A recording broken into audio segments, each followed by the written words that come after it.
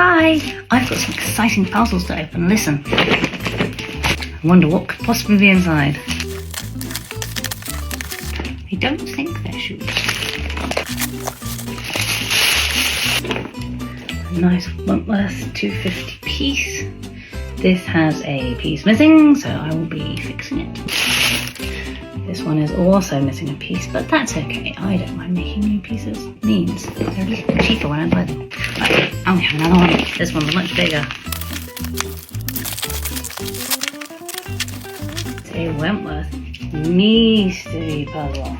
But a mystery puzzle with 1,500 pieces, which is a little bit crazy. I happen to know it's a very pretty picture of some snowy owls, which I thought would be both completely insane but fun. So yeah, that was my latest second-hand jigsaw puzzle haul. Some fun Wentworth.